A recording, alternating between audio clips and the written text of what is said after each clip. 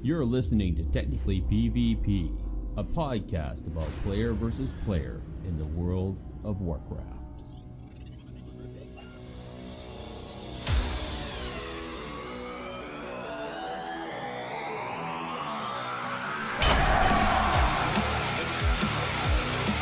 For the glory of Stormwind!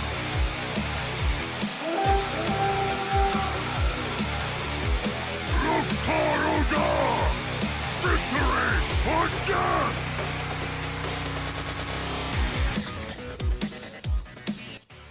Ahoy me hearties, it be September the 19th, 2018, and ye be listening to Technically PvP, a podcast where we jabber about mates versus mates in the game World of Warcraft. Yo, Hey! ho, man! What you doing, rich man? This is not pirate.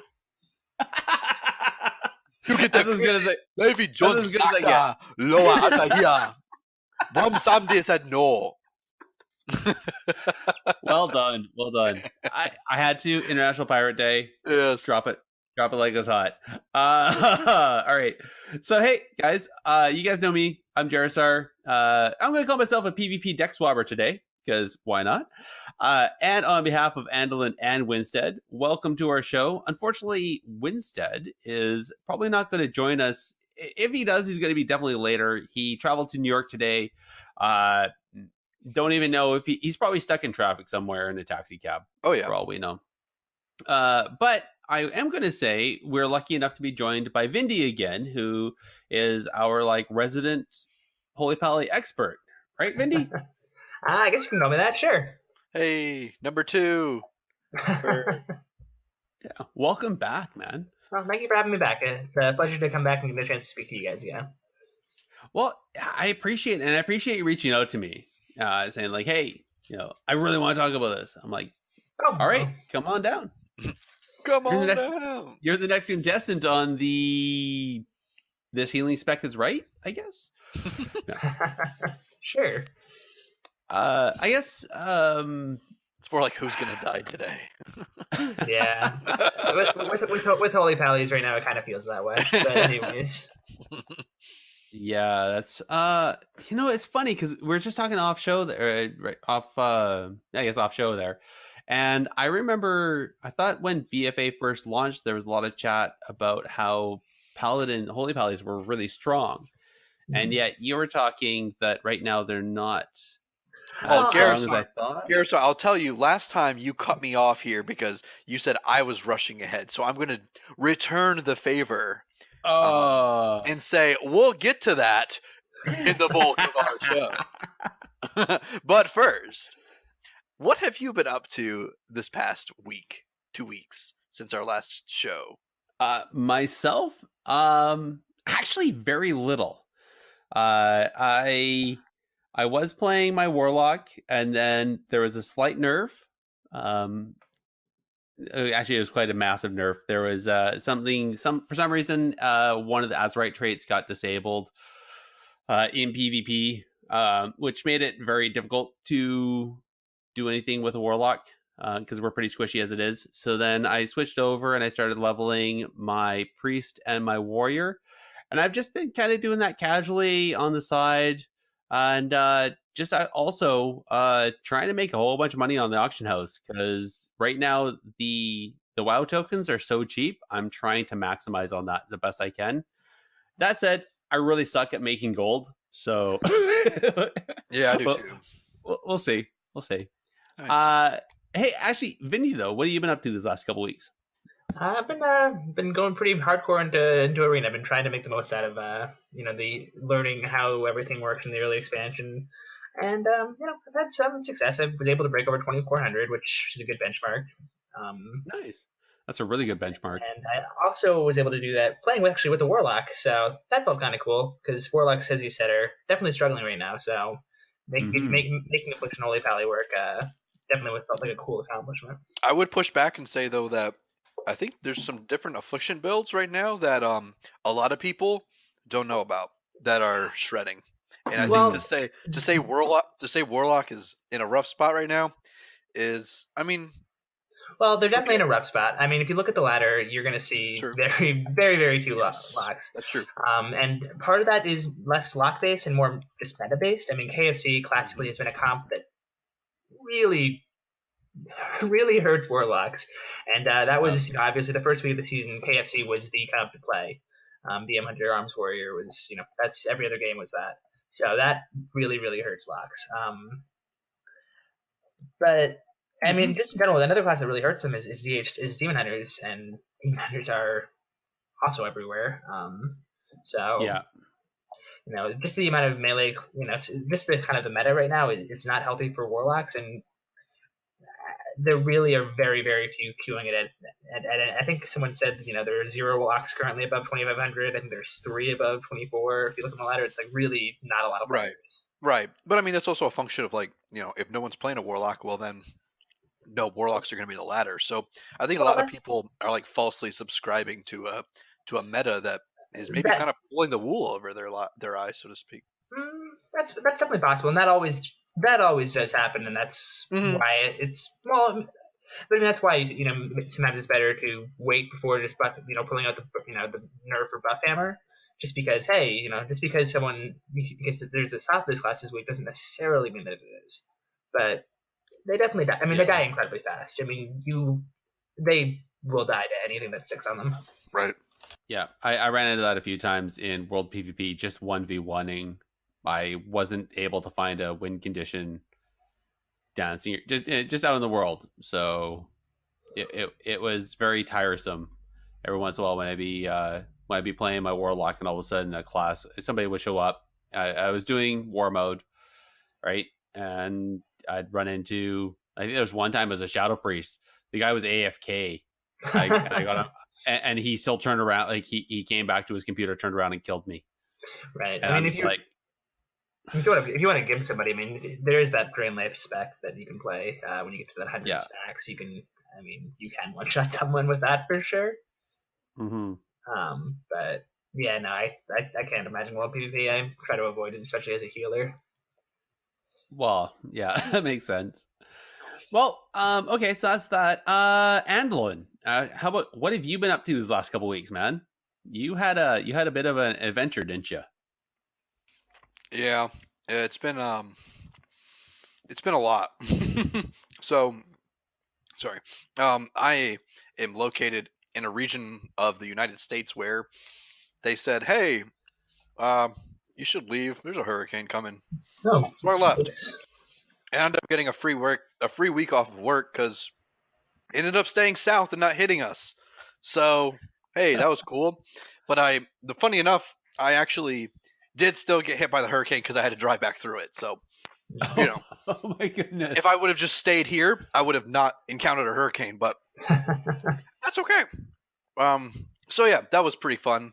But I mean, hey, no one's going to complain about free time off of work, right? So, yeah. But other than that, it's been all resurgent, boys. We are making a resurgence here. It's good to hear.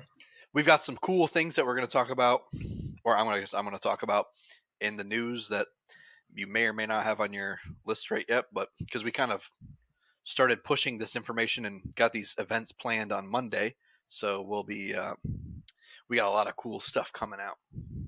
We'll see.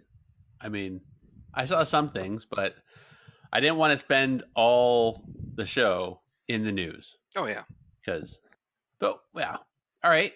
Well, welcome back. I am glad that you are safe when we found out the exact trajectory for where the hurricane was going to land and what it was happening to you. I was a little concerned, but I'm glad that you're safe. And yeah, glad you're okay, buddy. All right.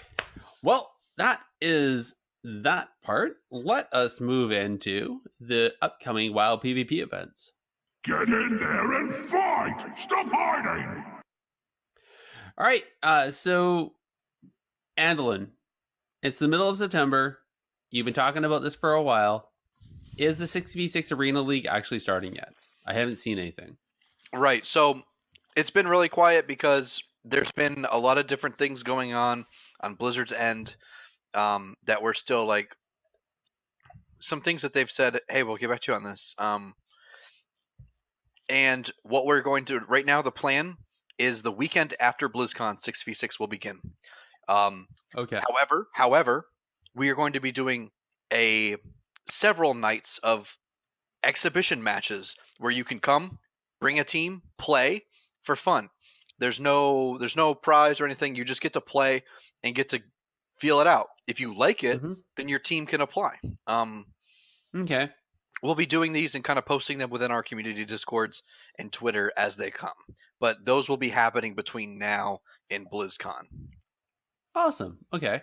So basically keep an eye out on the Twitter, get yourself a team formed, join the Discord, if I'm not mistaken, because there'll be information there on there. And yeah, I kind of like the whole exhibition portion just because A, it kind of gets people used to doing it. And then B, it will help find if there's any bugs in the strategy you guys have taken.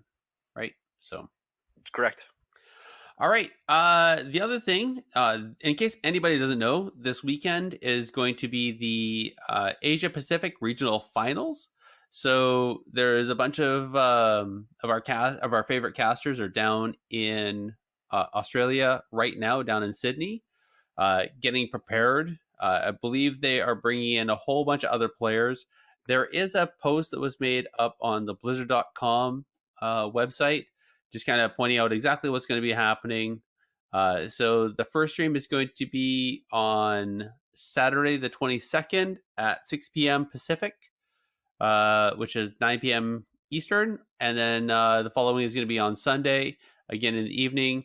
They're going to be streaming it in English, Chinese, and Korean. We're going to have Australia, New Zealand, Taiwan, Korea, all against each other. I'm pretty excited to see this. I don't know about you guys. This is going to be a really good show, I think. I actually think a friend of mine is playing in that. I think Featherfeet is going to be representing Australia in that. So, rooting for him. What's his name? Featherfeet. He's a Duster Lock. Yes. Actually, yeah, he's in the team Mad Dog. Mm-hmm. So, awesome. I like Unitas just because of everything they stand for, and they've been doing really good. But I do know the Korean and Taiwan teams have a habit of doing things we're not used to, and we'll see what happens.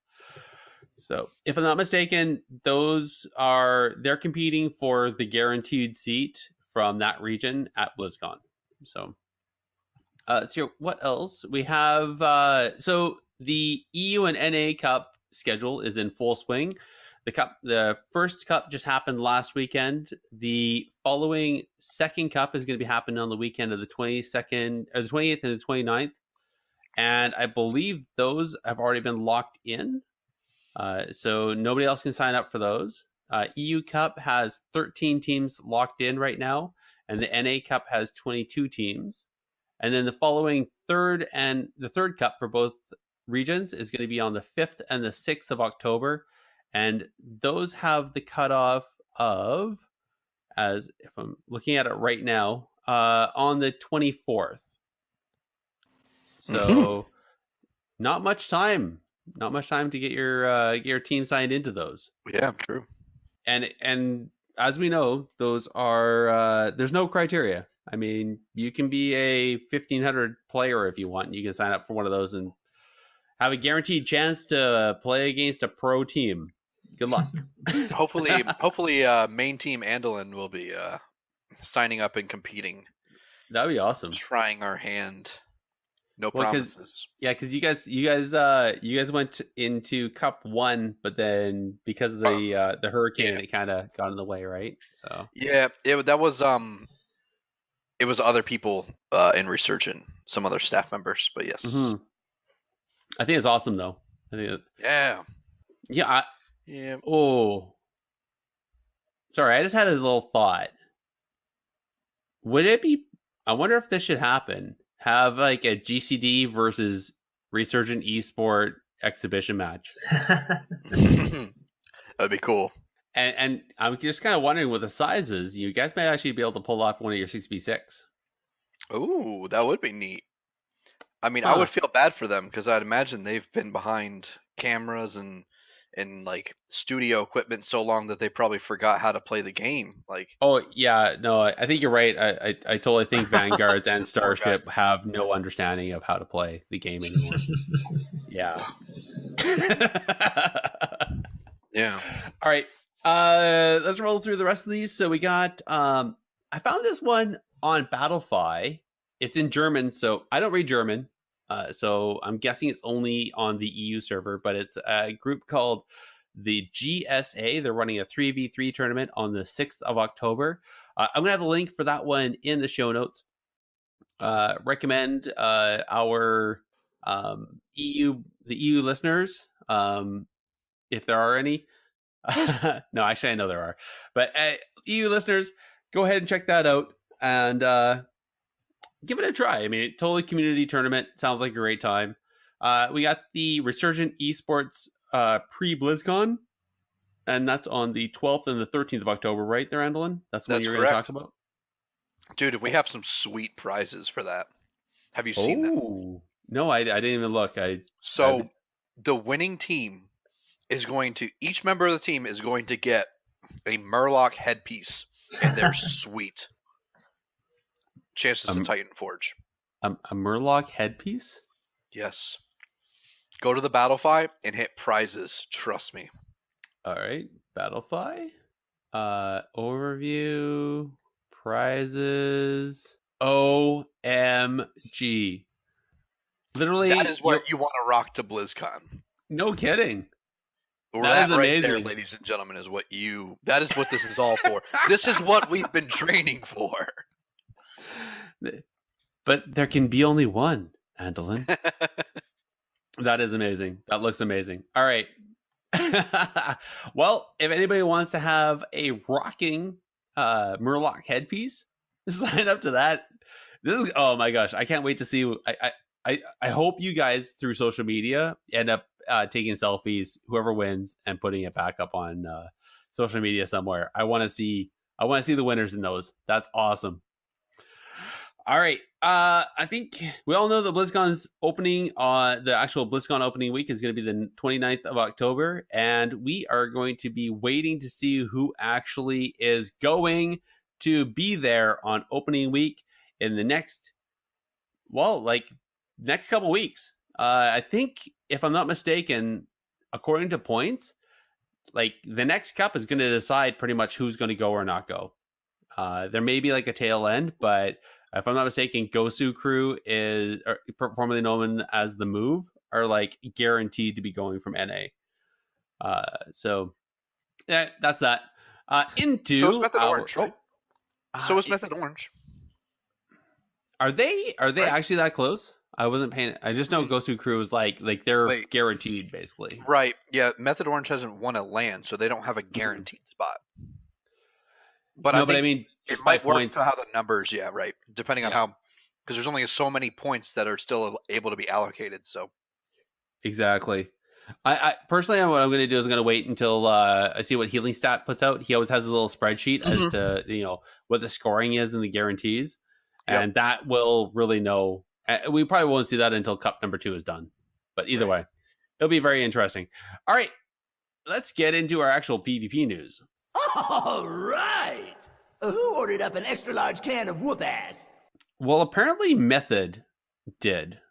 And they whooped the asses of everybody. Yep. Like, wow. So, EU Cup number 1, NA Cup number 1, probably the longest cups that have been streamed for I don't know how long. Yeah, everybody and Gahoon. Yeah. I think even the old gods stopped watching there for a bit because it was taking too long. Oh, yeah. That said, they had the highest viewership. They had over 40K viewers. It's simultaneous, like not total. Like they hit the 40K plus in viewership at one point. It was amazing. Kudos to the team. The whole setup looked great. The casters did amazing, and just like being able to keep it going. And they actually were able to keep it fun. I personally couldn't watch everything because I had other real life obligations. I did catch some of the stuff on the VODs afterwards. That said, if you don't know, Method Black, they won EU. Method Orange finally won a cup. Yeah, I'm throwing shade there. I'm calling them out because if I'm not mistaken, they hadn't won until now, literally an actual cup. So anyway, that's good. The highlights of it all on the EU side, they hit 70% dampening on the finals between XRB and Method Black, courtesy of that tank trinket. That thing was nasty. I am so glad they nerfed it. Oh my gosh. Do you guys see the cross kill between Making a Movie and XRB in the quarterfinals? Crazy. That was so good. Well, I mean, because like literally, it's like it wasn't. Is that still a cross kill if 3 people die at the same time? No, that wasn't 3 people. That was it was 2 I'm DPS. thinking of a different one, right? You're thinking of a different one, yeah. So there was the cross. That was the one I'm talking about. XRB to the moon in Method Black. No, it was Tempo Storm, maybe? I don't know. But that was in the semis. Yes. Oh, yeah, no, Literally everyone is dead. Yeah. But no, this one was 2 DPS, so it was healer DPS versus healer DPS, and the game just carried on for another 5 minutes until finally I believe XRB took out making a movie. The other one I found very interesting, especially on that one, was Ratapai running around on a druid. The go-to disc priest god running around on a druid. Yep. Speaks to mana and druid's current status, but yeah. Yeah, exactly. Let's see here. So as well, Method Orange, when they played, so congrats to them in the NA side. Now this is interesting. The highest dampening on the NA side was only 56%, and everybody was still rocking that same trinket, right? But they did a calculation and they found that the NA was cracking out 10% more DPS than the EU. That's interesting. Oh, yeah. Maybe. Well, you know what Zico would say. What's that? It's just because NA targets take more damage. I wonder if he said that. I didn't. He did, yeah. Oh boy. NA targets take more damage. That is a better way to word it, right? Instead of they didn't deal 10% more damage. These noobs just took 10% more damage. That's right. Zing. I missed that. And the other one, there was a game there with Gosu Crew, formerly known as The Move, and the Rejects playing. They actually pulled out the new map, Mogambala. That was the only time. That was the first time it popped up in the tournament, and the only time it popped up in the tournament. Everybody else did the old maps. I was a little disappointed. Yeah, I'm a fan of Mogambala. I think it's kind of it's different. It's huge, but it's interesting. Well, it is, but it has so many different levels to it. Like you have the upstairs, you have the downstairs, the big pillar. There's on the stairs. There's in the spawn rooms. Like it's anyway. Yeah. I hope to see that map and Hook Point more into the tournaments, just because they're newer, they're fresher. We'll see. Now as your warlock, you can utilize your portal. Correct. And your gate along the Z-axis. I know. I was seeing that when I saw that actually happen. I was like, "Did they bring that back?" And I realized it's just on that map. But no, you can also port up in Blade's Edge as well now. Okay. You can gateway up. I saw that. Who was it? I think it was Smexon. I saw him doing a heroic leap in Dalaran Sewers up from bottom platform to upper platform. So have they removed all those Z-axis restrictions? I believe so. I mean, I know for certain you can use Gateway up at Z-axis now. So I can't speak for the other ones, but... Whoa. Oh, okay. Wow. The things I can do now is a lock. Now if only I can survive. All right. into the next part. Hot fixes, and then some more hot fixes. Holy shamoly, have they ever been busy in the last few weeks or a couple weeks since we last broadcasted? Guys, we'd be here all day talking about these. Honestly, I can't even go through them all. Just quickly off the top of your head, is there anything that popped up in the latest amount of hot fixes that really kind of grabbed your attention that you want to talk about? Go. I haven't really seen them. I've seen a little bit. I mean, it's one thing that's interesting to me is that they haven't done anything to either the Ferocious Bite or the Blade Dance traits. So those ones are both kind of problematic. And then the nerf today to Assassination Rogue, that was good. The Garrote nerf was good because that trait was pretty silly. But yet, I remember somebody saying that between all the nerfs that they did, Outlaw and Sub were almost nerfed below Assassin, where everybody was thinking they had to do Assassination. Now, obviously, that didn't happen because some people can still work around some of that stuff. But Sub RMD is still very good. Yes. So, I mean, it was funny. I remember after like RMP got nerfed the first time, I was playing with these two, kind of big name players, and they're really like angry that RMP got nerfed. And it was just like they're like, and I was like, but you guys, it's still a really good comp. They're like, yeah, I know, but it was never. It hasn't been that good ever before. And you're like, the good thing they got it nerfed, and they were like, no, it was like you don't understand how good it was. It was so fun. Yeah, come on, guys. How about this? I remember watching a stream. I'm not gonna say who it was, and they were doing the commentary. And they're like, okay, so I'm gonna go in and I'm gonna do this, and they're playing Sub, and they walked in. It was 2v2, and they just obliterated like whatever they were hitting, basically turned into pink mist. And they're like, and as they're pushing buttons, they're like, yeah, I just screwed up my rotation, but it really doesn't matter. Punch, and you can just hear buttons hit, and then just pink mist. And I'm like, I mean, it was.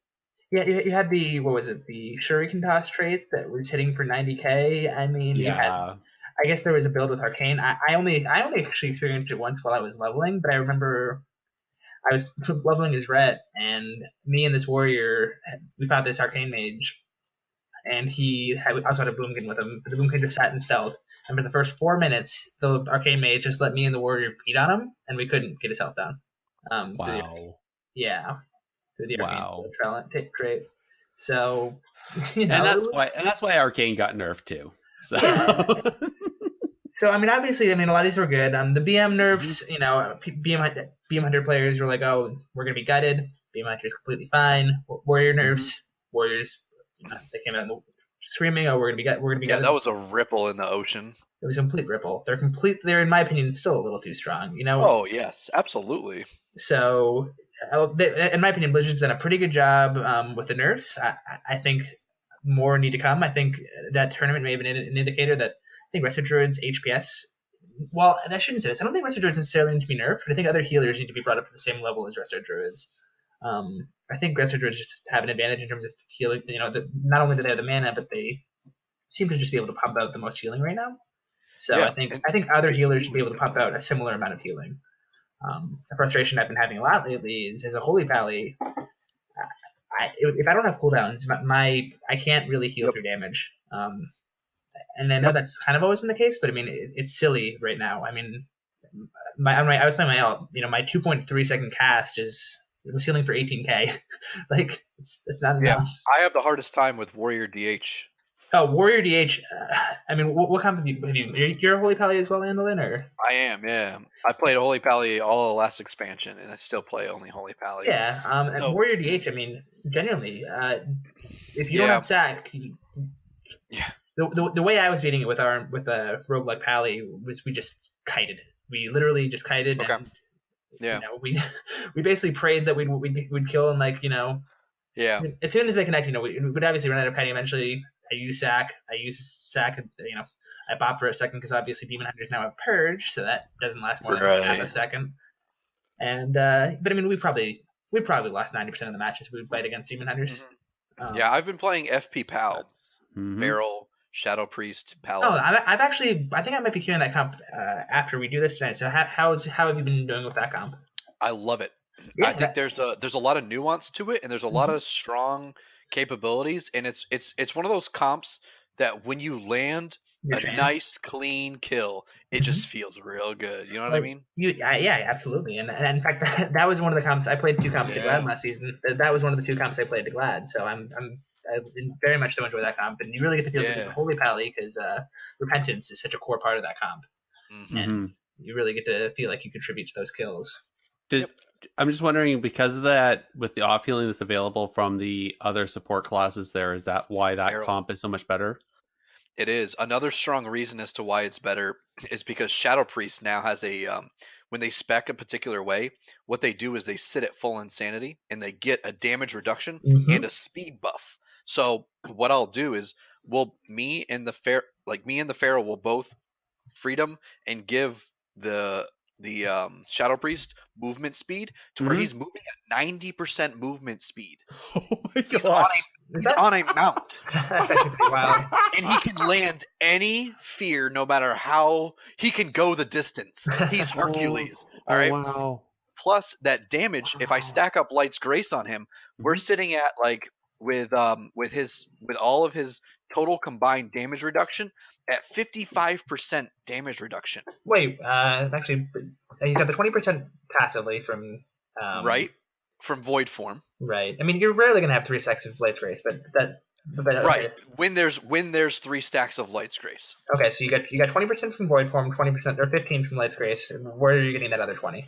So there's it's a talent that they can take in conjunction with the not Surrender to Madness. I can't remember the names. I'm sorry, but there's a talent that they get a damage reduction. Yeah. Based off of the amount of insanity that they have. I thought that was the first 20 that we were already accounting for. No, it's because I'm accounting for the void form, not void form, shadow form, right? Because when you go into void form, it essentially removes that shadow form damage reduction. Well, yeah, because when you go void form, that's just when they bring in their other set of abilities where they start using their insanity. So yeah. Either way, but anyway, okay. I think there's something else that I can't remember that puts it up to 55 because I recognize like that's only like 45%. Yeah. Once you combine all those things. No, but I mean, and with the amount of op heals, that comp is it's really crazy. good. And I mean, with Sends into Silence, you also have the option to kill healers, so definitely something I want to try out. I'm a little surprised. I'm a little surprised that those are direct accumulative and not. I think they probably are multiple. But still, they shouldn't be direct accumulative. Like 20 plus 20 plus 15 shouldn't equal 55. I think it should be, right, 20%, and then 20% of that 20%, and anyway, whatever. Yeah. This isn't a compounding. We're not. Well, I am, but we're here for math. Yeah. Not here for math. Math hurts the brain. Okay, let's see here. What else? I want to talk about this. So last episode we talked about how rated PvP kind of went sideways when they first launched it back on the 4th.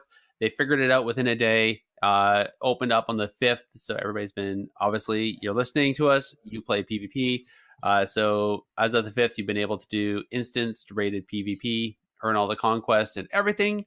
Speaking of which, of conquest and rewards, apparently there's a little bit of confusion. There was some clarity that was provided by Blizzard. I'm just trying to, essentially it was just talking about how everything is going to happen with your conquest, and they've actually repeated this a few times in different ways and then added further clarity. So this season, the rewards are going to be based on your tier, and then based on where you are is going to be what the actual item eye level is going to be versus what your weekly cash is going to be, which is going to be about 15 item levels higher than what your match item level is. And then the weekly Azerite item level is going to be the same as that weekly cash, that plus 15. As well, I guess there's some fears that if you missed week 1 opening of getting your conquest weekly cash, that your chest, that you're going to lose out on that weapon. As I understand it, no, that's going to be the first one. So you do your conquest cap for the week, and boom, you're going to get a weapon if it's your first time. So if you just fired up an alt, as I understand it, that's what's going to happen. Unless I misunderstood. Do you guys know anything different there, or am I saying that right? I believe that's correct. Okay. Good. Okay. Then there was an awesome, and actually I want to thank you, Vindi, because you showed me this one, is clarity on the scaling.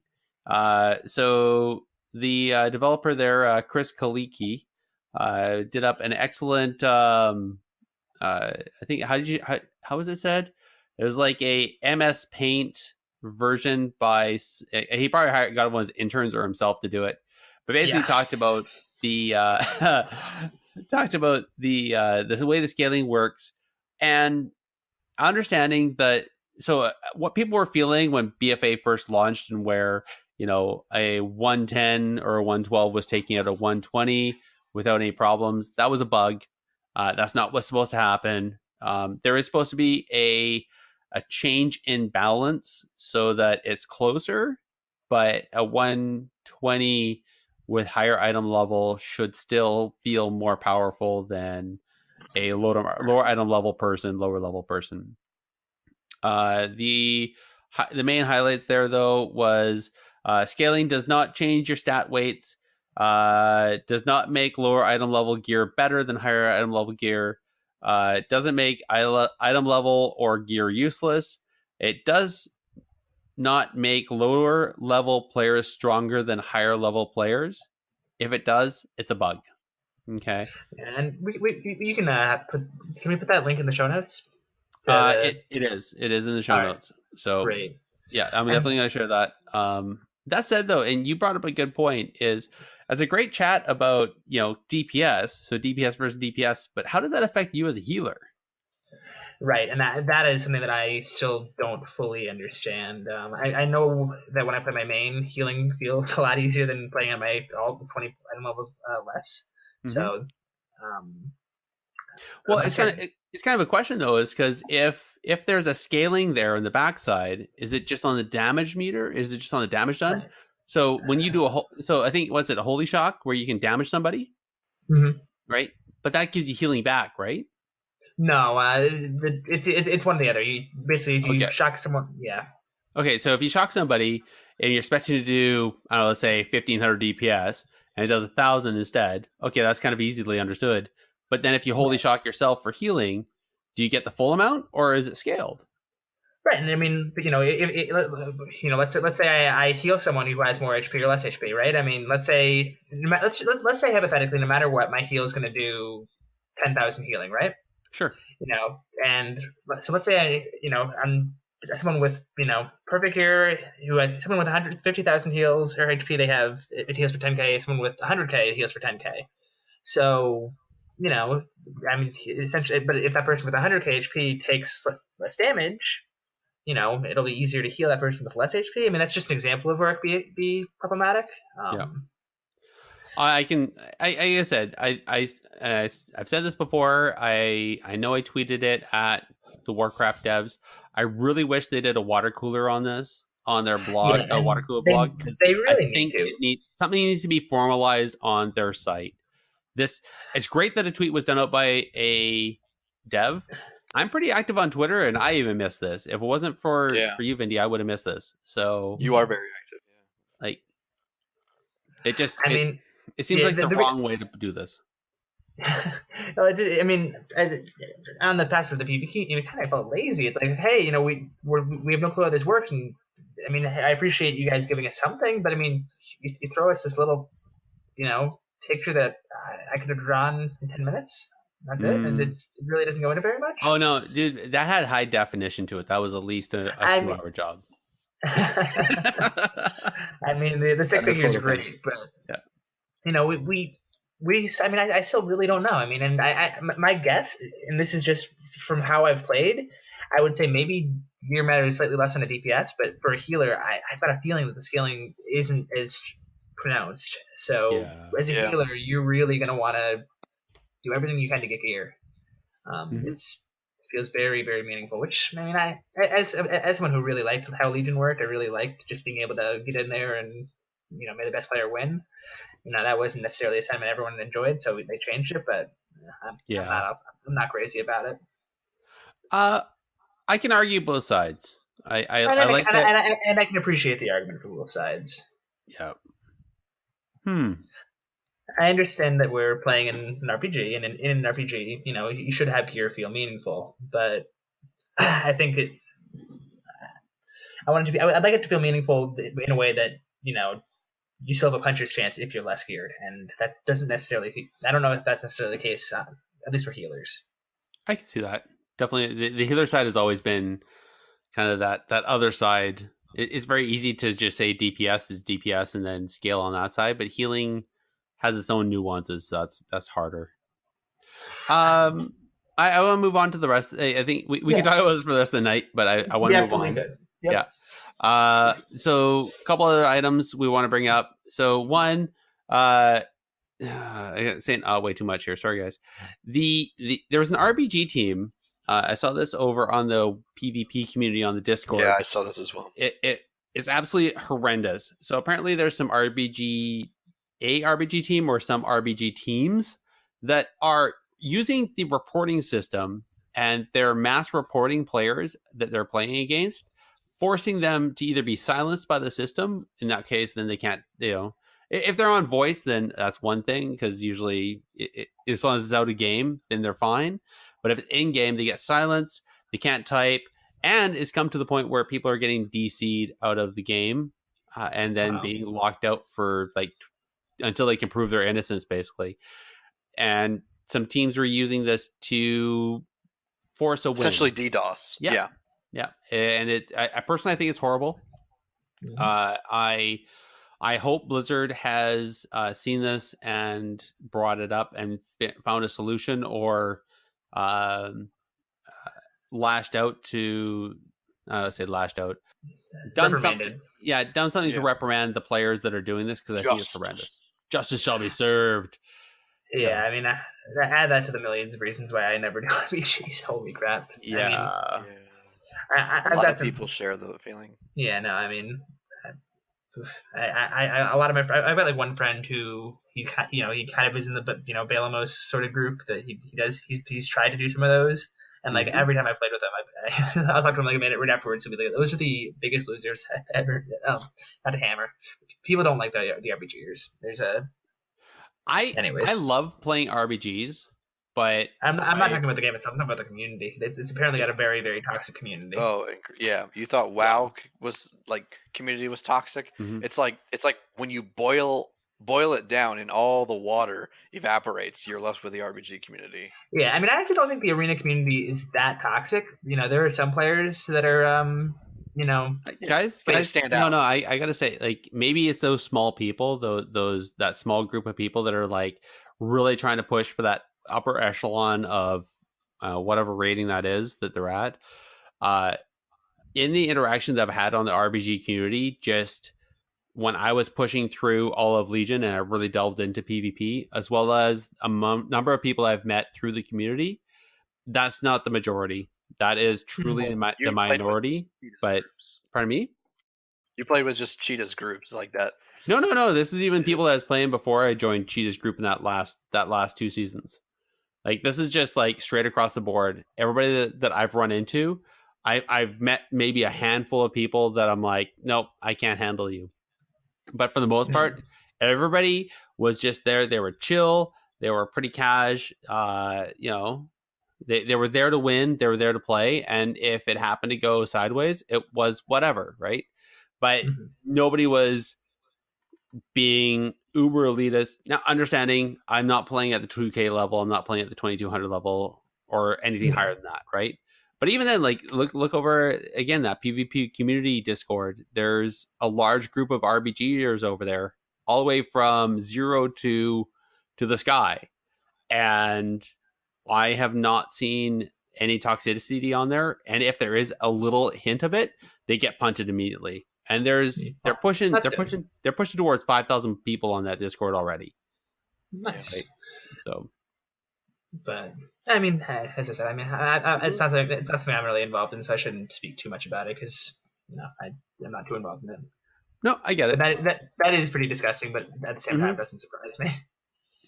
No, it doesn't surprise me either. Interesting. I mean, that would be something that would get that's you're on the log, and when I hit I report so and so. I mean, that's recorded somewhere, isn't that? You would think that would be something that would easily get It is. So the reporting, the people that have been DC'd, it's been reverted very easily. They just had to go back through the system, but it's automatically a loss, right? It's not like that, so they get back to the game, but do they get the points back? Like what happened? No, is there a reprimand back to the players that falsely reported? I don't know. You'd hope that those people who falsely reported were recorded and hopefully will get banned. Honestly, maybe not permanently, but I mean, every 6 months. At the very least, have their character, not be able to queue RBGs and make sure that and then lose all their rating. Make sure they lose any rewards. That's my fear, right? Like, anyway, so just be aware. If it does happen, I would say make sure. I guess first and foremost, I hate to say it, not that anybody uses the in-game voice for RPGs that I think of, but just use a third-party software. That way, if something like that does happen, you're able to communicate with the team, especially in that higher-end stuff, because that's painful. All right, I want to move on here. So a couple other items. There was a new WoW resource that I found or was brought to my attention. It's called the lootdistrict.com. Link's going to be in the show notes. This thing's really awesome. It has a whole bunch of different aspects to it. Part of its AA auction house and that, but it has like this really in-depth access to the API where it's pulling out a whole bunch of things such as not just class and spec, but also talents, both PvP and PvE, and the Azerite talents, and it's able to aggregate the data so you can see what people are playing and why. Or you can surmise really why. Nice. It's very, very nice. Highly recommend it. Let's hear the last two items. Colohots officially decided to quit professional WoW. He quoted that he just can't make money. It's just not a viable system for him. A couple of people recommended that if he got into streaming, he might be better off. But it's just not worth the stress and how much time and passion he puts into the game. So that said, he'll probably play still, but it's not going to be to the same level. So that really sucks because he was an amazing North American player, an excellent part of the Method team, and I'm a little sad by this. Yeah.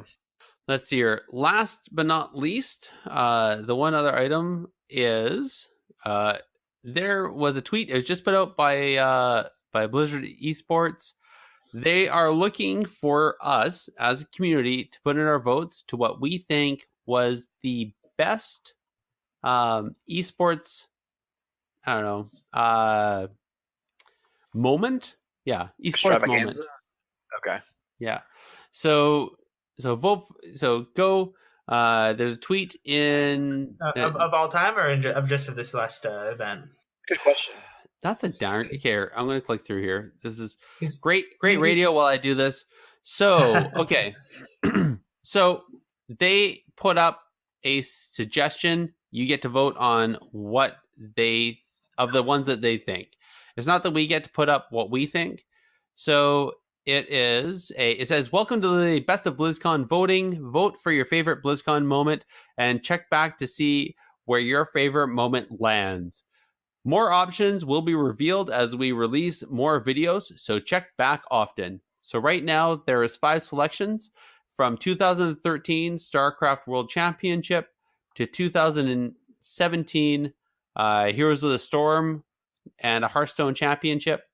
There is also in the middle there the 2016 World of Warcraft Arena World Championship. Anyways, it's there. I'm hoping that there will be some new videos or some other options. There's a blog post as well about it. Anyways, it's up on the actual Blizzard. It's on the main Blizzard site for BlizzCon. So anyway, go in there, vote often, do what you can. Let's do it. All right. Yep. Wow. Let's get into our subject of analysis. I'm gonna light you up, sweet cheeks. Yes, we are. So, Vindi, the main reason why you're here, because I don't know anything about Holy Paladins. So I'm just going to mute my mic, and I'm just going to let you and Andalin talk, because you guys both know it. But Holy Paladins, Battle for Azeroth. Last time you were here is back in June. We were talking Legion stuff. So I guess just for a recap, gameplay wise, has anything actually changed from Legion to BFA? Well, I mean, Annalyn, how would you like to do this? Do you want me to kind of lead and you follow and you ask me questions? How do you want to? I think we'll probably just bounce back and forth. We'll ping pong it. Sounds great. So, from in essence, I guess I don't want to sound like I'm just complaining, because I don't want to say Holy Paladins are terrible, but we, in every single mathematical sense, are worse than we were in Legion. We gained 0 new interesting abilities, and all of our, we lost a lot of really important not Azerite traits, but artifact traits that made our class feel a lot better. With Divine Sack, we used to only take 40% or 60% of the damage. Now we take 100%. We take a lot more damage when we use Light of the Martyr. Did Light's Grace get nerfed? It used to be 100%, right? Now it only is an additional 50, so our Holy Lights are a lot weaker, which is, in my opinion, 100%. That is something that really needs to be reverted and makes no sense, because, I mean, Holy Light, anyways, it doesn't heal for anywhere close to enough. Well, I think the other sorry to jump in here, but I think the other part that's personally disappointing for me about it, is Light's Grace was still nerfed by half, but it's still better than everything else we have. And we are completely talent locked. Exactly, completely talent locked. I mean, there's no variation. Like, you're gonna lose your marginal benefits if you play another spec. Maybe in 2s you can do something else, but in 3s, essentially, unless you know this team's gonna tunnel you from start to finish, you're using Light's Grace, Ultimate Sack, and Blessed Hands every single time. It's just you don't have a choice. So PvP talents, I know you don't like swearing, but they suck for Holy Paladins. They did not give us more choices. They just locked us into 3 things that we have to use every single time. Would you agree with that, Andalyn? Absolutely. It does sound like we're complaining. I know, and I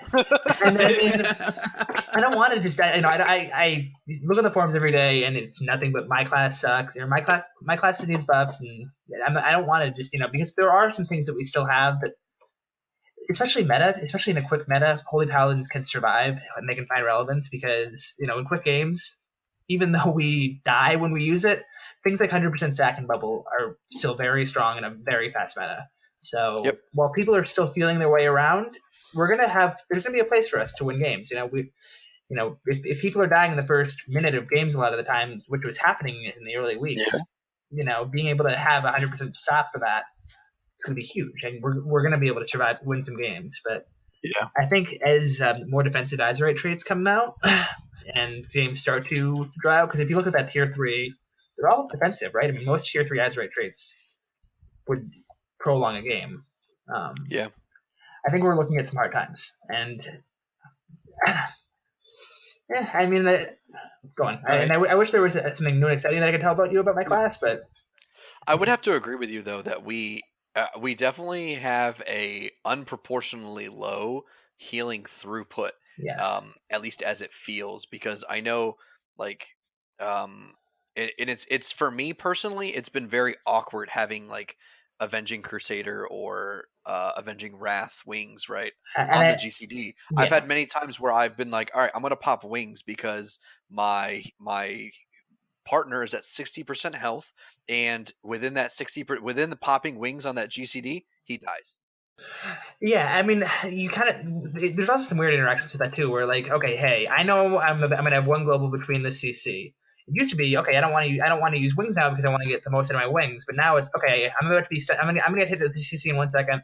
I'm gonna use that global for Wings now, and maybe I'll only have half as much time for Wings, but that means I'll at least have it up when I come out of CC. Exactly. So it doesn't, and I don't know about you, but go on. So I'm just wondering if that's one of those mistakes where Wings should be off GCD, where you pop Wings and then you can immediately follow that into a heal, rather than do the, because if a global is the difference at 60%, is the global the difference between a person living can or be, Yes, dying. against some comps. That seems. No, I mean Mhm. that's something that I think will become. I think damage is going to get toned down more, especially with the tier 3 Azerite rate, so it'll happen less. But it definitely doesn't Right. feel good.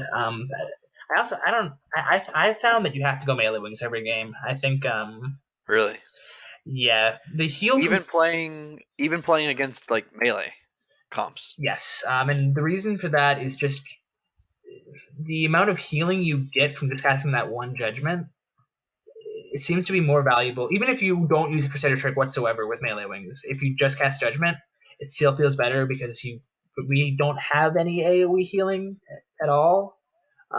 So having that one Judgment at least will help you catch up on cleave, and then I mean it does heal a lot. That Judgment heals for like 40k when you get it off with wings. So yeah, no, Wow. melee wings judgment is big. The rest of the healing isn't great, but I feel very, very strong when I have melee wings up. I think there were some things about melee wings that got nerfed during Legion that were reverted when it was introduced in BFA.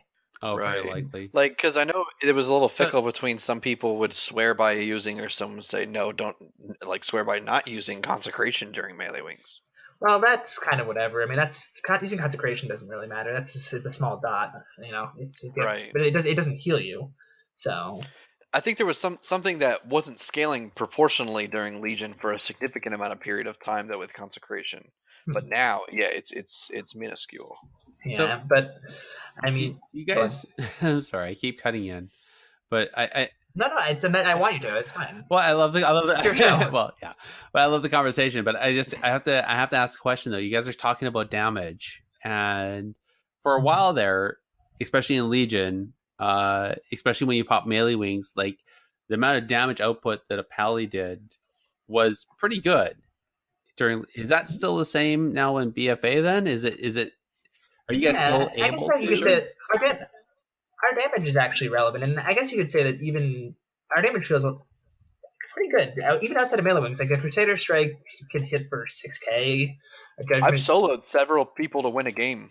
Yeah, I wouldn't. You soloed them the whole game, or you like got the? No! Like at the last minute, like they have 15% health, ran around a pillar. Yep, you judgment holy shock them. Yeah, I've had a few games like that too, which is great. I mean, and that feels good. I wouldn't say we have overpowered burst, but we can contribute to the killing blow, which we can do that in Legion as well. But it might feel a little better now in BFA. Slightly, it's pretty close. Okay. Holy shock hits harder, I think. All right, so I mean, at least not saying that makes all the difference based on A to Z, especially where Disc Priest, if I'm not mistaken, can do the same and heal better because that's kind of where they're at, if I'm not mistaken. But at least, I mean, it's not just healing and then like your healing reduced and your damage you're taking while you're trying to do your bubbles, your protection stuff is reduced, and then follow on, you're doing less damage. Like it's still, at least you solve that. So yeah, I mean, you could say the amount of time we spend damaging isn't exactly very high. At the end of the day, I mean, we're a healer. Okay. And well, then that is significant because I mean, if I'm not mistaken, a Disc Priest is damaging all the time versus if you guys are only damaging once in a blue, then that's not equivalent. Then it's not. I mean, the thing is, I mean, outside of melee wings, which has been significantly, I mean, it does heal. Like when melee wings is up, I think it heals for more than it used to, but it's only up it used to be up for 25 seconds with a minute cooldown. Now it's up every 2 minutes with a 20, or it's up for 20 seconds with a 2-minute cooldown. So, you know, we instead of having it up for almost half the time, it's only up for like a sixth of the time. Right, but maybe a little bit greater potency. Yeah. But the issue is once those melee wings go down, you will find yourself in a situation where you cannot out-heal the amount of damage your team is taking. Yikes! In almost under any circumstance, you can stand there and chain cast. And this is what I really think is the worst part about Holy Paladins right now. People can argue this, but if I'm standing there chain casting my talented Holy Light, you know, Divine Grace Holy Light, that should at least be meaningful, right? That's a 2.3 second cast. That should matter. If you get that cast off, that is amazing. You should top somebody off right there, regardless of what they are.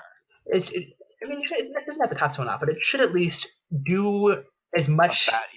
It should at least do more. If I'm sitting there chain casting it, it shouldn't be out DPSable. It shouldn't, Other classes can. I mean, Druids right now, pretty much with Instants can keep up with damage, whereas a Holy Paladin can stand there. And I was experiencing this today. I was playing my ult. I'm 2400 CR on my main. I'm 1750 on my ult, and I was chain casting heals, and my partners were dying. Wow. Yeah, that doesn't feel good. That doesn't feel good at all. Okay. No. All right. So let's get off the sad train. Let's get back onto the technical train. So let's delve into this then. So there's obviously still ways you can win though. And do you want to go into that direction? Comps you can do, things you can try to do to still get wins. I'm still having some success. Let's aim for that towards the end though. But I would like to delve into to the nuts and bolts of an actual Holy Paladin, right? Sure. Obviously, beyond the healing, you still have the stuns. We talked about that before. You still have the damage, which you just talked about. You still have Repentance, which is a really, really strong CC. Yeah. You said there's nothing else that was added to the actual toolkit, though. There's nothing else that BFA brought to you guys, right? We have nothing new and exciting, no. All right. I would like to then let's roll into the talents, both the PvE and the honor talents. Sure. The honor talents are only 3, so. Well, yeah, but I mean, there's a good selection there. So. Well, we went through these and they haven't really changed. They have changed in the sense that you only can select 3, so that's fine. We can. But let's go over the talents real quick, and then we can. So sure. Yeah. So all right. So actually, I'll let you guys talk about this. But Andalyn, do you want to run this one? Like, we'll go through the talents, and we'll go through what we do for honor, what you guys do for honor talents, because I'm sure the interaction has changed greatly, considering you're not doing, especially on the honor talent side, there's no trees. So you can kind of stack some stuff in a weird way that we didn't do back in Legion, right? So I'm assuming? Stack some stuff? Well, sorry, I guess what I'm talking about is how like back in Legion and previous, we always had these trees, right? So you only had like a selection between this and that. So there's always like, you had to pick that on that one line. There's like the line that was a support, right? Or like a line that was only movement stuff, right? Now you can just ignore that stuff, right? There's not, so in a way you could like stack stuff that is truly just all healing throughput, or you can stack something that is truly just, like 3 things that are all movement, really, if you wanted to. Right, or I'm kind of being generalized here, but am I? I'm just trying to think there. It's not as fun as that. Well, let's just go. Let's just go talent by talent, and then we'll get to the PvP talents afterwards. So in the first row, you have Crusader's Might, Bestow Faith, and Light's Hammer. I found Bestow Faith is actually. I think Bestow Faith may have gotten buffed a little bit. It feels better in BFA than it did in Legion. So I find BFA to be the best option here, almost always. How do you feel, Amelin? Yeah, Bestow Faith is really good. Unless I'm just going in for like a really aggressive super type of high thing, damage where you want to hold attack offensively a lot. Exactly. Where it's just like I know like if they get 2 CC chain rounds, we're gonna lose, type of thing. And I'll take Crusader's Might because that refreshes your Holy Shock. But Bestow Faith is very standard. I think Bestow Faith. It's so good, especially like if you're going to get CC'd, because it's going to be at least something. Correct. To put some kind of healing. If you actually find a moment when your teammate isn't already dead, you can actually put that on there before. So Bestow Faith is actually a pretty decent talent right now. So that's what I find. I go almost every time. In the second tier, this one's actually interesting. All 3 of these options actually are viable. I actually was looking at some other Paladins, and I noticed Born Good looks like he uses Rule of Law a little bit. Yeah, that's something interesting that I need to play with more, because I find that it's only being relevant in like PvE. Well, the thing is, it increases your mastery, right? It increases your mastery range. Right. So it may increase your HPS a little bit, which is where I think it has value. So that's something I might experiment with. Obviously, Cavalier is still good if you need to move a lot, and then Unbreakable Spirit's a wonderful option if you think you're going to be targeted, or if you think it's going to be just a long game and having a second bubble a little faster is very useful. For sure. Then we have tier 3. We have Fist of Justice, Repentance, and Blinding Light. These 3 talent choices are, in my opinion, they're going to depend on the DRs you have available on your team. If you're playing on a team that doesn't have a lot of stuns, then you're going to want to use Fist. If you are playing a team that doesn't have a poly DR, then Repentance is going to be huge. And if you're playing on a comp that, I guess the option for Blinding Light is if you're playing a comp that doesn't have a Fear DR or just wants to have a longer CC chain, you can use Blinding Light. I guess I'm kind of going blazing through these compared to last time, but would you agree with that analysis? Yes, absolutely. Then we have the next tier, which is, the next one, you have Devotion Aura. The other two were, does anyone ever use the other two? I don't think so. It's too good, especially if you're able to get caught by yourself. It only reduces half the damage it used to, but it's still too good. Devotion Aura is half of what it was, but it's still the best. In the third tier, you take Holy Avenger every time. Holy Avenger every time. In this next Avenging Crusader. I think Avenging Crusader really. I've tried Sanctified Wrath a few times. Avenging Crusader's the AoE heal from that is still too good to pass up. Sanctified Wrath is. I feel like the one time I might try Sanctified Wrath more is if I'm fighting RMP and I know they're gonna open me. I might be able to find use for Sanctified Wrath there. I need to experiment with that a little. But I heard some Holy Paladins were playing with some really interesting Awakening builds. Did you ever? That seems so bizarre for Arena to me. Maybe really in Arena? Yeah, in 2 specifically, I think is when I saw the most of it. But people were actually saying this is really cool because it would increase their uptime of Avenging Wrath by a lot. Well, because you gain Avenging Wrath for 10 seconds. Yeah, that's actually a decent. If it procs. You know what? I might have to experiment with that. And this is one thing where it's still fairly early in the expansion, so I haven't had the chance to test everything. Awakening might be interesting. I don't have to get a chance to look at it. How often are you guys doing Light of Dawn? Fairly often. It's an instant cast heal. It's an 11-second cooldown. Yeah, and it's got a chance if you take with what allows it to Awakening. Divine Purpose. Is the double proc, which is also usable. Divine Purpose is actually a decent option in Arena. Okay, right. So it could be an interesting. So I wonder if that's why if you do Awakening and then pop on Divine, I wonder if Divine Purpose then causes if he can double tap. I might have to experiment with that. And then the third tier, Beacon of Faith is what you're going to want if there's cleave going on. I still think it's usually going to be your go-to option. Divine Purpose is also takeable an option though. It does increase your single target HPS by a decent bit if you're lucky. So Divine Purpose is also usable. It's kind of the take, but I don't think you'd ever really you never would use Beacon of Virtue in 3s ever. It's never. Don't even think about it. So it's just those two. Okay, I can see Beacon of Virtue being good for BGs. Yeah, it is. Mm-hmm. Yeah, it's not really. It's not really a 3s thing. Okay. So the next one, Gladiator Medallion Adaptation Relentless. It's exactly the same as it used to be. If you heard the podcast I did back in July, my analysis would be the same. You can use Gladiator Medallion 90% of the time. Well, except they delinked Relentless Orc. True, right? But so there aren't any Orc Holy Paladins, right? So thank God. Smork. And that's actually another minor gripe. Holy Paladins with a nerf to Arcane Torrent, we don't really have any useful race options on Horde. There's really not. Belf was a great option for Horde Holy Paladin, and yep, and now sadly not longer. You're really better served in Alliance as a Holy Pally. I know. I saw you on the Ally, and I was like, Vindi. I just made one. My main is still Horde, but. Well, don't correct me if I'm wrong, but the Belf talent where instead of Blinding Silence, you just remove. It's a dispel. It's a dispel, right? That's still pretty strong. A purge. Yeah, but you compare that to something where you could prevent yourself from being polyed or cloned with the silence. Even as a healer, you could.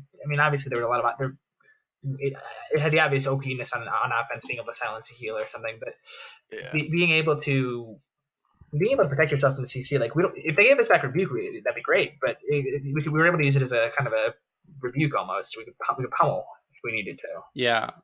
No, I recall one of the tournaments during Legion where they were all three were blood elves, and they just like chain belfed. Yep. Yeah, I mean, it was definitely really, really strong. Especially because I think that's when he died. Was when that happened. But especially because they took so many silences out of the game. For a while, buff wasn't too crazy because there were a lot of other ways to silence people, but there really aren't very many at all anymore. So that's why it kind of ran rampant. Okay. But let's go to getting back to the talents. You use Gladiator Medallion 90% of the time. You use Relentless. Like I use it against our sub RMP because there's just so much CC that I find Relentless is helpful against that. And then Adaptation you use like extremely rarely. Like if you're fighting something that you know is only going to CC you and like in a very scripted way. Like I used to use it against Demon Hunter DK, like because I knew they would there's that scripted grip in stun, and there weren't a lot of other ways to proc it. But it's very, very rare. Okay. Well, aside from the trinket stuff, the other three.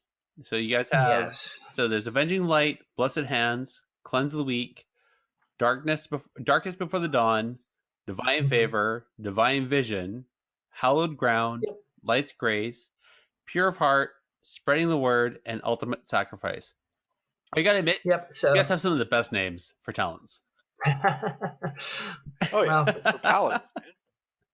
Unfortunately, we don't have a lot of selection here. As we kind of touched on earlier, you can say we have 12 options. What is it? Was it 12 options? 14 options? I only see 3 ever. You use Light's Grace, Ultimate Sac, and Blessed Hands nearly every time. You can use. I've played a little bit with Pure of Heart against Assassination Rogues, and I give up Light's Grace. It doesn't feel great, but you can do it. You move faster, but Pure of Heart really does hurt Assassination Rogues, so there's some value there. But that's. Do you find that worth it? Because I've found not giving up Light's Grace is a little bit better. I didn't for a long time, and then I've been playing Roguelike Pally recently, and my rogue just was going off about how this Pally was using Light's Grace or Pure Part and how it was really, really hurting him. So I've been experimenting with it. I'm not sure if it's better, but it's worth at least considering and testing. I still take Light's Grace almost every time. Divine Favor is a talent that some people like. I hated this talent all of Legion. I think the idea of having a purgeable or a mastery is more of an insult than anything else. So I almost never used it. It's I think the scenario where you could use it is, let's say you're fighting something like Monk or Holy Paladin Kitty Cleave, like basically a Kitty Cleave that's not going to have a purge. You can use it there, because you think you're just going to be trained the whole game, and then you don't need Ultimate Sac. And then you can take Divine Favor, and it's probably okay in that situation. That's the only one I can really think of offhand.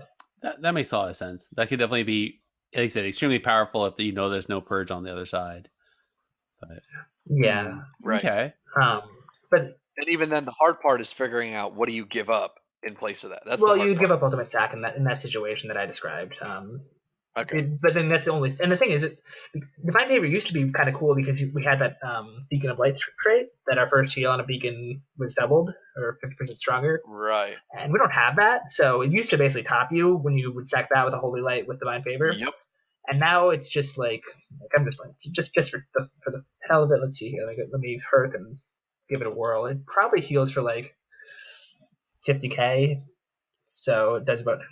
I've got 135k HP, so it does like a third of my health, and then I get back to dying.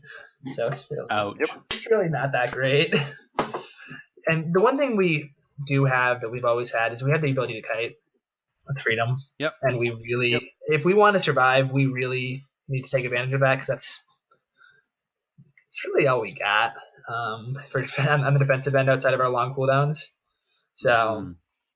You really have to kite a lot this expansion. That's why I was able to have some success with the app lock, because with Portal spammable CC. Well, not really the spammable CC, but just the Portal. Yes. Basically, okay, hey, I'm at a point where I can't heal us anymore, guys. All 3 of us need to port, and then in the 8 seconds they're going to spend crossing the map to get to us, maybe I'll get like a little bit of heals out. Interesting. So, I mean, that makes sense, but that's more. That's using gameplay and mechanics as well as, to take advantage of what you can do, not pop a CD and everybody tops off, right? Which is what we're seeing on some of the other classes. So yes, but you got to do what you got to do to make it work. Okay, but yeah. Well, let's get into the new then. The new. Let's get into the new stuff. The Azerite traits. Now this stuff. Yeah. This is like cutting edge science here. Like we're trying to figure out what's what, right? Sure. That's right. This stuff is so we lost our artifacts, which had some really amazing things. Blizzard said they're going to bake a couple things into the system, but now it looks like it's kind of like Artifact 2.0 is how I'm seeing a lot of this stuff. It's like some artifact stuff, but it's more random rather than having an artifact and you just like, okay, so long as you just like do all this stuff and then boom, you're gonna have everything you need, right? This is more I don't know. To me, it feels more like either most classes just have weird, it's passive things that don't feel exciting at all, and then some classes just have things that are breaking the game. So it feels. I don't want to be negative, but they feel awful. Honestly, I don't like. Yeah, very bland. You know, I for example, I got a 385 helm this week, and I can't even use it because the traits are awful. You know, it's like, oh, I just got a really cool thing, but I feel bad using this better item because the stats that Blizzard put on it or the things that Blizzard put on it are not really useful. No offense. I've been playing this game a really long time, and I've lost track of how many times I got a new piece of item that was great. You know, it was like another 5 item levels. It was another like whatever, right? Right. But no, I the traits were not what it wasn't the master and the haste that I needed. It was versatility and crit. Well, that doesn't do me any help, right? That's fair. But I mean, but now we're just getting more of that. Now we just have more ways for us to not feel excited about the gear. So now you're just getting versatility and relentless and traits you don't care about. Okay, all right, okay. Let's move on. No, I don't want to move on. But I want to do is I want to talk about. No, we can stay on the topic. So if people are, if we're talking to our listeners and one of them is like, guys, I have a paladin, and being red is really cool, but you guys talking about holy is just making me kind of want to actually like that sounds like a good challenge I want to take on. But I have I was gonna say, I feel like the attitude. You're a brave soul. I feel like we're doing a horrible job selling our class right now. But some people like a challenge, right? But what are you guys going to tell them for traits? Like, what traits are they supposed to look for? Well, I mean, I think Azerite Veins is one of the best traits in the game right now, at least for Holy Paladins. How do you feel? Yes, I definitely agree because it's unless you got some way for your team to be able to peel for you, like having some kind of passive healing when you take damage exactly is huge. It's instrumental. Guys? I know that I've enjoyed the Radiant Incandescent or whatever it's called, the Holy Shock dot buff hot thing. Has that felt meaningful for you? It seems minor to me. I've tried using it. It helps a little bit, but it doesn't feel that guys, big one or the other. Do we want to maybe let our listeners know what these actually do? Like, I mean, the talents are old because they're old school. Like they haven't changed. But sure. But I don't think guys know. I don't know any of our listeners know what Azerite Veins actually does, let alone. Sure. So let's start with Azerite Veins. Azerite Veins is a tier 2 trait that whenever you take damage, you have a chance. But that chance is similar to like your trinket proccing when you would do damage. It's going to proc generally the first time you take damage. To heal you for quite a bit over 18 seconds, 6750 on this on this helmet I have. So it's a meaningful hot whenever you get hit that first time. So it really does help you a lot when you take damage. Another trait that is useful is any of those passive healing ones. So in passive visage is that's a tier 3 trait you can take. That also whenever you take damage, you heal for a little bit. Any trait that's going to passively heal you is going to be really useful. Other than that, I haven't found anything too huge. And Lim was saying he likes the trait that makes you that gives your Holy Shock a little bit more healing and damage on a crit, which is nice because obviously, Holy Shock crits happen about 50% of the time.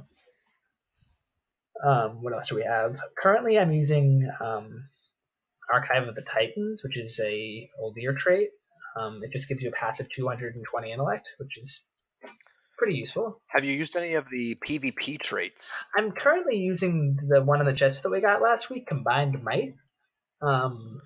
And it seems good. The other one actually seems better. The one that applies like a debuff, that actually seems really useful.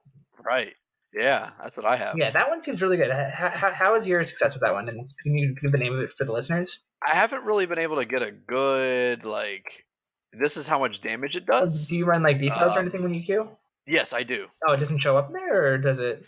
Well, it just says they take more damage when they have this debuff. So I guess I honestly haven't looked at what the uptime is on that debuff, because it could be, I can see if you got to be hitting them though, right? So you got to be hitting the enemy. So I don't know. I wish I had a chance to do a little more research before trying to discuss all these, because a lot of us have kind of been at least for Holy Paladin, certain classes they have traits that were just game breaking, right? It's,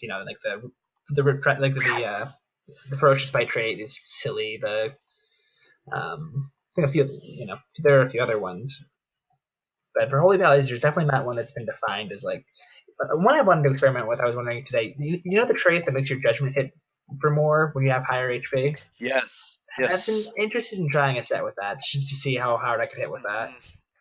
Yeah, like a Shakadin kind of build. Right. And for people listening, there's a trait that we're only theory crafting here, but it makes you when you have full HP, your judgment hits for. I know in the lower end gear it's about 2,000 more. So considering your judgment only hits for 7K flat, that you could with three of those, you could almost double the damage of your judgment.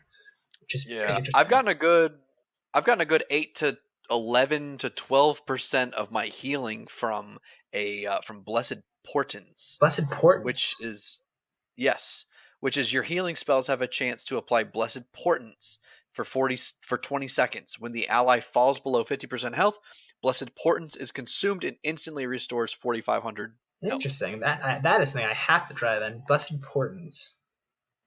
Yes. It looks like praying hands. Okay. Let me see here. I've got a lot of Oh no, sorry. It looks like that. I don't know. It's like a dude with I don't know, whatever. I can't explain it well to you. But I'm sure I'll find it. Is it what ring? It looks like a dude. It's middle ring. I just linked it to you, but yeah. Middle ring. It is a middle ring. So third tier ring. Do I not have one? I should have some. I've got a million of these Azurite pieces. Yeah, I know, right? Oh, there it is. Well, pretty hard. It's a ring 2 class S according to Wowhead, which is the over 2 tier, right? It is. So it's your healing spells have a chance to apply Blessed Portents for 20 seconds. When the ally falls below 50% health, Blessed Portents is consumed and instantly restores 3,113 health. I don't think I have it in any of my gear, so I'll have to look for it. Okay. Blessed Portents. Yeah. Okay, well I'll have to give that a try. Yeah, and that's on the PvE guides, right? Because we don't have the same thing. Well, it's a guide on Wowhead, but I know it's all geared to PvE. So what's considered Class S PvE isn't necessarily what we want PvP, but still throughput is throughput, and that's pretty awesome. Yeah, exactly. At the end of the day, throughput is exactly that, throughput. So we want as much of that as we can have. Well, and I can only imagine how many times in PvP will we have people drop below 50% health, right? Yeah, was that? That's like a ferocious bite right there, right? So it's not even a full ferocious bite. Yeah. So that sounds pretty awesome. Have you seen some of those videos of there was a funny one today. I think it was a feral mage priest fighting Goreki's KFC, and the hunter was literally at 70% HP and just died instantly. Oh, Look, my gosh. watch the It's tournament. crazy. I mean, even with the bubble, there was some stuff on, especially on the NA side. There was a couple of jungle cleaves where the basilisk popped out, and then all of a sudden you see this panther, lion, tiger, whatever, leap across the map and chomp, and a person's health went from 70% to 0, dead. It was insane. And at first they were calling it as being the basilisk. They're like, oh my god, the basilisk. And then like the next gear is like, nope, that was just the druid. It was insane. Anyway, What's important? So yeah. I'm like looking for it. Like I want to try this thing out. Vinny's taking notes. Yeah. All right. Okay. Absolutely. Where are we at? So we talked about Azurite veins. We talked about radiant incandescence. Everyone's been saying Azurite fortification was pretty good, but I think that got nerfed. Okay. Breaking Dawn. What about that one? It's kind of neat, but it's like it's okay. Okay. I just find it because like so using that lootdistrict.com site, I pulled a lot of data from that, and it's showing like 33% of all the paladins are using it on Arena right now. So I mean, I guess because it increases the range probably of the you can get it on everybody. On Light It On, yeah. Well, I can imagine like so that increases the healing done by Light of Dawn. Now, if you match that again back to the talents we were talking about, would that not also help with the last tier and the second last tier we were talking about, where you get the if you're more potent on doing your Light of Dawn cast, you get the Awakening. You get the Awakening, and then So I wonder if that kind of all ties in together. It might be worth looking into. It's still so early that we haven't had a chance to. Oh well, let's surmise. Let's talk about it, right? Yeah, no, that's definitely something worth. I mean, as I talk in half sentences because I can't remember half the stuff that we talked about. So Yeah, I cannot find this blessed portents anywhere. I'm looking at all the gear. He's working so Like he's struggling. It's all good. I am, man. I'm like excited. I feel like I'm being in trouble. Like this thing doesn't even exist. No, it's there. You just don't have it. Yeah, no, I mean, I'm even looking at like different loot. Was it Icy Veins that has the different like? It'll tell you like if you're looking for or like where you can get the pieces that contain the Azurite trait you're looking for. They might. I haven't been to Icy Veins for a few months, so I'm on Wowhead right now. But yeah, no, I mean, and that's something that I guess, I mean, that was the idea with the traits, was that we'd be able to find different and unique builds. Yeah. But what kind of always tends to happen is a meta is formed, a tier list is formed, and then everyone just goes into that, and then the good intention feels bad, and instead of oh, this is interesting, oh, I have to have this, What about? I saw Wound Binder that was being picked up occasionally. What about that one? I think I'm using that on 2 of my pieces, and it definitely feels good. It seems to proc a lot. That's the haste. Yeah, I've got that on 2. I actually have that on 2 of my pieces right now, and the haste on that's definitely helpful. I'm trying to find it. Oh, there it is. Healing effects have a chance to increase your haste by 435 for 6 seconds, and the healing lower health targets will grant you more haste. Wow. Or sorry, up to. So okay, so if you heal somebody and they're like at, I don't know, 5% below max, you get less. But if you're like heal somebody from like, let's say 20% health all the way up to full, then you get more, I guess. Assuming. That sounds like a good one. Archive of the Titans, we talked about that one, I thought. Yes, I'm using that right now. I mean, 200 intellect, still 200 intellect, so it's not useless. Yes. How do you feel about and this will maybe start to bridge the gap into stat priority stuff, but how do you feel about some of the like swirling sands and the other ones? Yeah, the ones that give you I think I'm actually using on my shoulders right now. I have swirling sands. It's a passive, right? So I can't speak through if it feels amazing or not, but it seems useful, and I definitely use it. So that's the one. That's currently I'm using swirling sands, Archive of the Titan, 2 wound binders, Azurite veins, combined my. That's it, because I've got some 370 gear and I've only had a 22 knack. So if we don't mind the classy segue, how have you been like looking to prioritize your stats? Absolutely. Crit is obviously still number one. Same. And then Now, are you trying to get to 25 and then dump the rest in haste like I am? I mean, I'm not even looking. In my mind, I would think I want as much crit as possible, right? I mean, because right now, right at the dawn, I mean, I want as much of a chance to crit my holy shocks as I can. You know, Yes. When I don't crit those holy shocks, it feels really bad, and they nerfed that. Oh, right? yes. I think we had something like an 80% chance to crit holy shock. Now it's like 50 with max crit, 55. So it really feels bad. That's significant. Yeah, I mean, Yeah. I kind of compare it to, like, imagine playing a shaman, and when you cast Riptide, you get, what's the buff? Swelling Waters? Swelling Waves? You get some form of a buff when you cast Riptide. And just imagine just not getting that, or only getting that half the time, you know? That doesn't feel right. So, that's, so I've been, I mean, and I don't, know the best way to test it, but I have just been going crit, and then after crit I go for haste, and after haste I go for versatility, and I avoid mastery like the plague. Yep. So that's kind of where I've been at. I mean, versatility seems to be, still useful for arena. I mean, damage reduction is still good. Raw healing totals is still useful. So yeah, that's right. But, so if you avoid mastery like the plague, then even if you take rule of law, it's still going to that's going to reduce the ability that it actually is able to augment. So true. Is rule of law even? Yeah, but at the same time, I'm still intrigued by that. I'm still gonna have to. I'm gonna have to experiment with it, but it just. I mean, the idea of.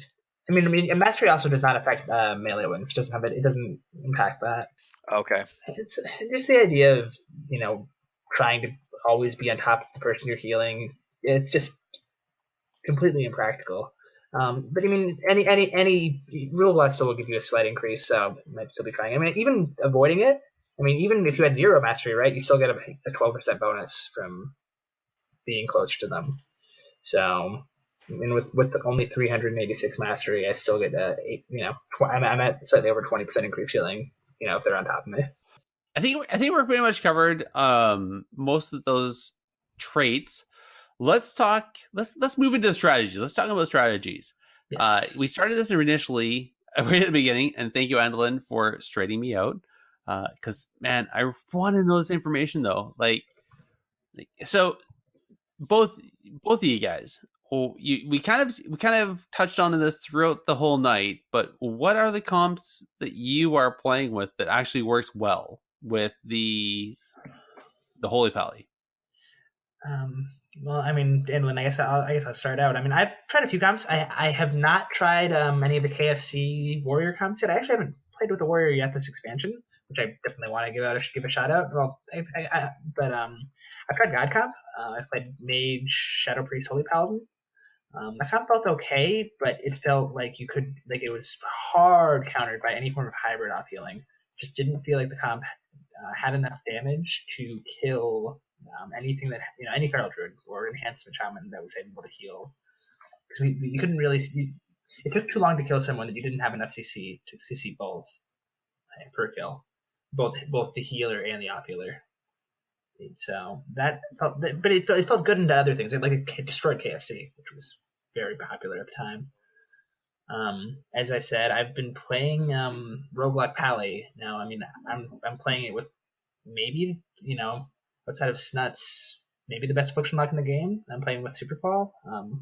He's a really, really accomplished warlock, so that's part of the reason that it's probably working for me. He's very good at kiting, and the comp just has a lot of pressure. I think a lot of people also underestimate it. They kind of think that you'll just instantly win because it's a warlock, and right. The affliction lock has a great build to be able to do a lot of high potent powerful They damage. put out a lot of pressure. They're just missing a lot of the tools they had to stay alive. So, but if you can, which as we kind of touched on, with for a short period of time, I can keep someone alive no matter what. With no one, it doesn't matter how shitty my heals are or how bad my heals are. Yeah. No one's killing someone through Divine Sack. It's not happening. So that'll be the day. Yeah, right. So those cooldowns do give us windows, and being able to port it and get away when we're in trouble we were able to beat some good. I've beaten some really top tier players winning that comp, so that's felt really good. What else have I done? I've tried Feral Destro. I was playing that with Featherfeet. That comp feels like a gimmick, and I feel like once people know how to counter Destro, it will not work. But it's got some funny moments. I mean, Destro's can hit for 80k. So yeah, I know. I've had two comps. That's insane. Yeah, 80. Yeah, like we were joking around and we played enhancement Destro, and that legitimately the only purpose of the enhancement shaman was to drop Sky Fury unless he did nothing else. And there were multiple games that like I remember we played this one game against a like a Cupid, like a priest Cupid, and he's like, okay, give me less now. The priest is somewhat near the middle of the map. We didn't send the priest. We didn't do anything to the priest. He just focus bolted the priest twice, and he died. Oh my god! Bye. Yeah, it was really funny, and so it's funny for your side. I'm sure the priest was like, "What the f?" Yeah, I'm sure, and it's Destro's not good. But it's got every 3.5 minutes it has a burst window. That's cheese. Stupid. It's completely a cheese comp. And the only reason it's able to survive with a feral is because feral's off healing is overtuned. So, yeah, but that's kind of what I've been playing. So I found that comps. Well, I've had two comps that I've been playing a lot, if I may, and I've enjoyed both of them thoroughly. Even though HPAL feels like it's a little. It leaves a lot to be desired, So the first comp that I immediately fell in love with was anything with a boomy, but particularly Boomkin Hunter HPAL.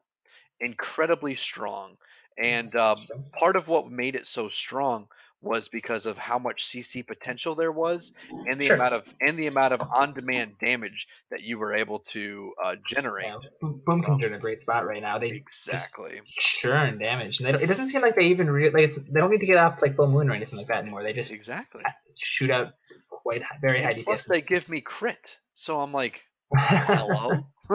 Where have you been my whole life? Yeah. So like it's a fantastic combination because the Boomkin can give you crit, and anytime you're in CC, Boomkin can go bear. Right. And it's so much easier to heal a Boomkin than it is to heal almost any other class right now as an HPAL. I would venture to say, maybe second. But they can also off heal too, like exactly. Correct? Their off heals are incredibly powerful. I mean, there's that too. Yep. Plus they have their own self heals if they go Guardian Affinity. Yeah. So guys, thank you for holding out with us. We have been having a few technical issues tonight. Don't know why. Hopefully we'll be able to sort that out before next time. In the meantime, back to our conversation. I think we pretty much covered all of the different comps that you guys like to play with and the reasons why. I want to just bring up one little thing just because I remember this being iterated somewhere in I believe I saw it on a stream for a Holy Pally talking about the importance as a Holy Pally for juking. Like, just how important is it to juke? I mean, it's obviously. I mean, we only have one school, so if a Holy Paladin is kicked, I mean, they can't cast. Now, and the one thing I would say is kind of a noob trap is as important as juking is, it's as you get higher, you're never going to be able to juke every cast. So what's more important than actually your ability to fake cast a kick is your ability to put yourself in a situation where you're not going to get kicked at all. You try to find a situation where you can spam cast heals out of line of sight of somebody who can kick you. Don't. And then another common trap that you'll see a lot of newer players get into is they'll juke themselves to death. It's better to not juke at all and get kicked than to juke 6 times in a row and finally juke the kick. You know what I mean? So as important as the ability to get a feel for when you think someone's going to kick you is, and that does, especially against certain classes like mages, where things that are always going to have the opportunity or rogue step kick. That's very, it's good. But that's just going to come with time. What's more important is to look for situations where you won't be kicked at all, and if you are in a situation, to understand that a kick may happen and not put yourself in a worse situation by over juking. Yeah, exactly. Well said. So, okay. So learn how to learn how to juke without mind blowing yourself and out convincing yourself, and therefore be spending too much time juking instead of actually casting. Yeah, I know on my sometimes I do twos for fun and I play red. I'll fight I'll fight a shaman sometimes, and I just won't cast kick, and 15 seconds will go by of him just constantly standing there trying to juke me. That's common. Mm-hmm. And when you think about it, it becomes like this whole, people get embarrassed if they get kicked. It's like, oh, I got kicked. I don't want to admit that I got kicked. It's like, oh, it's gonna happen, guys. I am a 6-time gladiator Holy Paladin. I get kicked all the time. It happens. It's gonna happen. It's better to get kicked than to Well, at least if you get kicked, you know where it is, right? You know what happened. Exactly, so. And it frees up your boomkin or to land his clone, or it frees up your affliction lock to land the fear.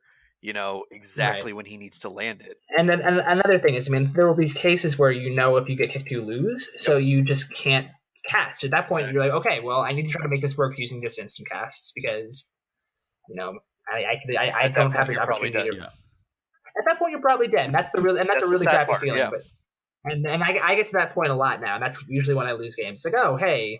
Yeah, I juked both their kicks. Oh wait, my guys died. And that's another thing, right? And that's another thing right now. Juking kicks feels less rewarding right now because even when we do get those casts off, they simply don't do enough. If I could speak to Blizzard, the first thing I would do would just increase Light Grace healing by 50%. I don't think anyone in the game has an issue. I don't think anyone in the game would have an issue with a 2.2 second cast being meaningful. I think everyone agrees that it should be. So I think that would be the start of where I would look to help Pallies. The number actually that's a great segue then into what's the one thing you would change. The number one thing you see people on the forum complain about Holy Paladins is how susceptible we are to purge, which I don't even agree with. I've always viewed BOP as more of a physical trinket than anything else. Yeah. It's not a life-saving. It's always been purgeable. It's never good. It's not this life-saving cooldown. It's not bubble. So I think purge is Belf being a purge did hurt Paladins. The fact that Demon Hunters can go through BOP, at least it's bogus. But at the end of the day, our number one issue is the fact that we don't have a good way to heal our teammates. A healer needs a healer that casts and only can cast heals. It should feel good when we get those casts off. So yes, that would be my biggest change would just be make Holy Light heal for more. And I think there probably is a light at the end of the tunnel there, because I'm sure I shouldn't say that. I really think that there's a chance that we could be getting buffed. Yeah, and when I try to ask for buffs, I would try to ask for buffs that seem like easy to implement buffs, right? Yeah. We're not trying to get the game our class changed. We're not trying to even impact PvE, because I guess Pallies do pretty well in PvE. But I think a simple change to revert Light Grace back to what it was, and then if that's then take it from there. But that would be the change I would make. Andolin, though, what would you change? So I think what I would change. Oh man, I had it and now I forgot it. Oh yeah, actually, I think the only thing that I would change is I would like there to be more. I'd like to have more viable talents, like not necessarily more talents. I would like to not be so talent locked. I would like to see maybe something other than Devotion Aura become potentially viable, or something, another one of our honor talents that could actually become a little bit better. Okay. Yeah, but it definitely doesn't feel good. I mean, with the lock we currently have on those traits, the three. I think that would be a good thing to have. Okay. Well, and I'm gonna be honest. Like I'm at a loss here. Normally I come up with something, but I just don't know. I don't know the spec well enough to really come up with something viable. So That's all we need. no, I actually I'm just gonna say as a DPS, I hope that you guys just get nerfed to the ground and I can kill you as a warlock. Well, I assure you, every single time my team fought a paladin, we would win the game in about 45 seconds. With Roguelike Pally, Pallies did not stand a freaking chance. Yep. We would lose to them sometimes because they could kill us. They were running extremely aggressive comps, and they could kill us, faster than we could kill them.